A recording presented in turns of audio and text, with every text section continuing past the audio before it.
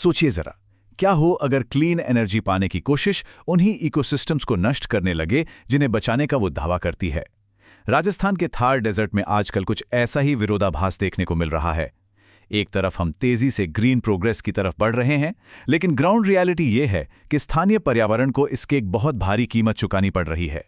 ये बिल्कुल सीधा टकराव है हमारे बड़े क्लाइमेट गोल्स और जमीन पर मौजूद इकोलॉजिकल बैलेंस के बीच। सोलर एनर्जी को हम बिल्कुल साफ और ग्रीन मानते हैं, राइट? लेकिन जब इसे मैसिव स्केल पर लगाया जाता है तो सच्चाई उतनी ग्रीन नहीं होती जितनी लगती है। चलिए इस डीप पैराडॉक्स को थोड़ा डिटेल में समझते हैं। थार रेगिस्तान में आजकल एक अलग ही बूम चल रहा है, द सोलर बूम। जिसे हम रेगिस्तान समझते थे, वहां आज तेजी से विस्तार हो रहा है। इस नंबर पर गौर कीजिए, 29.98 गीगावाट्स। ये राजस्थान की वर्तमान इंस्टॉल्ड रिन्यूएबल एनर्जी कैपेसिटी है। जैसलमेर, बीकानेर, बाड़मेर और जोधपुर जैसे इलाके आज क्लीन एनर्जी के नए एपिसेंटर्स बन चुके हैं। हजारों एकड़ जमीन पर फैले चमकते सोलर पैनल्स ने राजस्थान को इंडिया का सबसे बड़ा सोलर स्टेट बना दिया है। और ये स्केल कितना बड़ा है? पूरे देश की total estimated renewable energy capacity का 20.3% हिस्सा अकेला राजस्थान होल्ड करता है। ये आंकड़े सुनने में बेहद शानदार लगते हैं, है ना? ऐसा लगता है जैसे फ्यूचर बिल्कुल सिक्योर है। लेकिन इस चमक के पीछे एक ऐसी कीमत भी है जिसे इग्नोर नहीं किया जा सकता। और वो हिडन कॉस्ट जुड़ी है वहां की जमीन, लोगों की आजीविका और पारंपरिक ओरन से। चलिए देखते हैं कि लोकल कम्युनिटीज इस ट्रांजिशन की क्या कीमत चुका रही हैं। देखिए, इन मैसिव मेगा सोलर पार्क्स को चाहिए अनंत जमीन, और इसका सबसे पहला असर पड़ता है लोकल फार्मिंग और चरागाहों पर। रिपोर्ट्स बताती हैं कि लगभग 90% लोगों ने खेती और चरागाह की जमीन खोने की बात मानी है।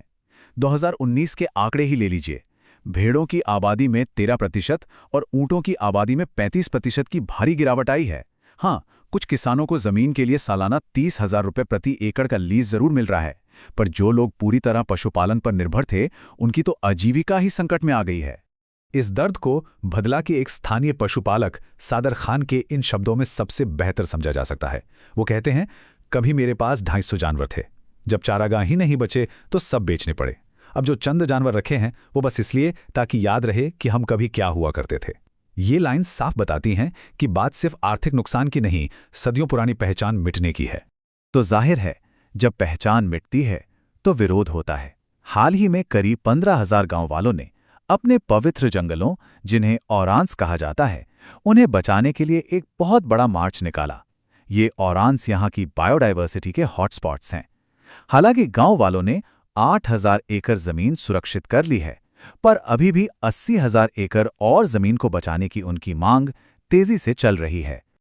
और सिर्फ जमीन ही नहीं, ग्रीन एनर्जी के नाम पर एक और दुखद स्थिति पैदा हो रही है, पवित्र खेजड़ी के पेड़ों का कटना। शायद आपको पता हो कि खेजड़ी का पेड़ डेजर्ट इकोसिस्टम की एक असली लाइफलाइन है, पर नए सोलर इंफ्रास्ट्रक्चर को जगह देने के लिए इन्हें बड़ी बेरहमी से साफ किया जा रहा है। और सिर्फ खेजड़ी ही नहीं, बेर और जाल जैसे महत्वपूर्ण पेड़ों को मिलाकर अनुमान है कि लगभग 45,000 एकड़ जमीन को इन पैनल्स के लिए क्लियर किया जा चुका है। इन आंकड़ों का अंतर देखिए।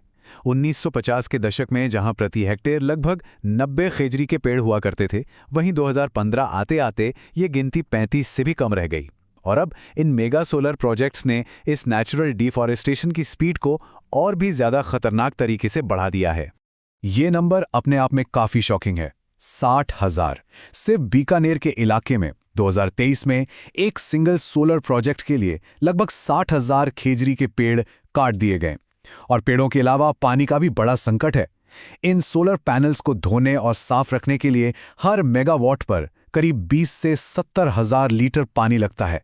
एक ऐसे इलाके में जहां पानी की एक एक बूंद कीमती है, वहां इकोसिस्टम पर यह कंप्लीटली दोहरा प्रहार है। अब आते हैं एक और इंतहाई अहम मुद्दे पर, हाई टेंशन वायर्स और पक्षियों के अस्तित्व पर आया खतरा। अगर हम स्थानीय वाइल्ड लाइफ की बात करें तो सबसे दुखदाई कहानी है द ग्रेट इंडियन बस्टर्ड की। ये प्रजाति आज लिटरली एक्सटिंक्शन के कागर पर खड़ी है। पूरे देश में आज इनकी संख्या सिर्फ और सिर्फ लगभग 150 ही रह गई है। प्रॉब्लम आखिर है कहाँ? असल में द ग्रेट इंडियन बस्टर्ड काफी भारी पक्षी होते हैं और उनकी फ्रंटल विजन यानी आगे देखने की क्षमता काफी कमजोर होती है। जब उनके उड़ने के रास्ते में ये नए हाई टेंशन पावर लाइंस का जाल आता है तो वो आखिरी वक्त पर दिशा नहीं बदल पाते। नतीजा, सीधे तारों से टकराकर दर्दनाक मौत। ये आंकड़े सच में परेशान करने वाले हैं। जैसलमेर के आसपास के सिर्फ 4,200 स्क्वायर किलोमीटर एरिया में हर साल लगभग 1 लाख पक्षी इन वायर से टकराकर मरते हैं। इनमें से अनुमानित 18 तो ग्रेट इंडियन बस्टर्ड्स ही होते हैं। अब जरा हिसाब लगाइए, किसी भी आबादी का 15% हिस्सा अगर हर साल पावर लाइन से मारा जाए तो वो प्रजाति कैसी बचेगी? ये स्थिति बिल्कुल अनसस्टेनेबल है। तो सवाल उठता है, क्या इस ग्रीन पैराडॉक्स का कोई सोल्यूशन है? क्या हम डीकार्बोनाइजेशन और इकोलॉजिकल प्रिजर्वेशन के बीच कोई बैलेंस बना सकते हैं? मूल समस्या इन नक्शे और राउट्स में साफ दिखती है। जैसलमेर के पास जो सबसे क्रिटिकल बायोडाइवर्सिटी हॉटस्पॉट्स हैं, वहां के ठीक बीच से हाई टेंशन वायर्स निकल रही हैं। इन वायर्स ने लिटरली पूरे हैबिटेट को 2 हिस्सों में काट कर रख दिया है। लेकिन उम्मीद अभी भी है। एक्सपर्ट्स ने इस नुकसान को ड्रास्टिकली कम करने के लिए कुछ बहुत प्रैक्टिकल कदम सुझाए हैं। पहला, जो प्रायोरिटी हैबिटेट्स हैं वहां 66 केवी से कम की केबल्स को स्ट्रिक्टली अंडरग्राउंड किया जाए। दूसरा, जो ओवरहेड वायर्स पहले से मौजूद हैं उन पर बर्ड डाइवर्टर्स लगाए जाएं। और तीसरा, नए हाई टेंशन लाइंस का राउट इन नाजुक इलाकों से बिल्कुल अलग रखा जाए। इनमें से एक बड़ा ही सिंपल पर इफेक्टिव डिवाइस है बर्ड डाइवर्टर्स। ये पावर लाइंस पर चमकते या घूमते हैं, जिससे इन पक्षियों को काफी दूर से ही रुकावट नजर आ जाती है। स्टडीज ने साबित किया है कि इनका सही तरीके से इस्तेमाल पक्षियों की टक्कर से होने वाली मौत को ऑलमोस्ट 100% तक रोक सकता है। देखिए, एंड ऑफ द डे असली ग्रीन एनर्जी हम उसी को कह सकते हैं जहां इन मेगा प्रोजेक्ट्स के लगने से पहले डीप एनवायरमेंटल अप्रेजल्स हों, यानी वहां की मिट्टी, स्थानीय बायोडाइवर्सिटी और लोगों की आजीविका पर पड़ने वाले लॉन्ग टर्म असर को प्रॉपर्ली असेस किया जाए। हम मैसिव स्केल पर सॉइल डिग्रेडेशन और पैनल्स की सतह से होने वाले हीट इम्बैलेंस को हमेशा के लिए इग्नोर नहीं कर सकते।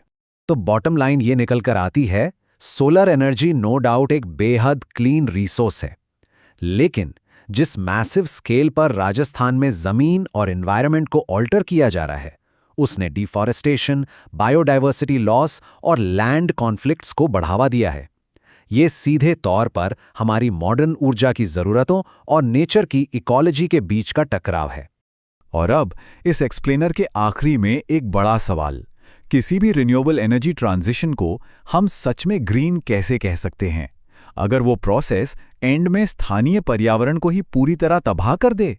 इस बारे में जरूर सोचिएगा, क्योंकि हमारा और आने वाली पीढ़ियों का भविष्य इसके सही जवाब पर ही निर्भर करता है। इस एक्सप्लेनर में जुड़े रहने के लिए बहुत बहुत शुक्रिया। मिलते हैं ऐसी ही किसी और डीप डाइव के साथ।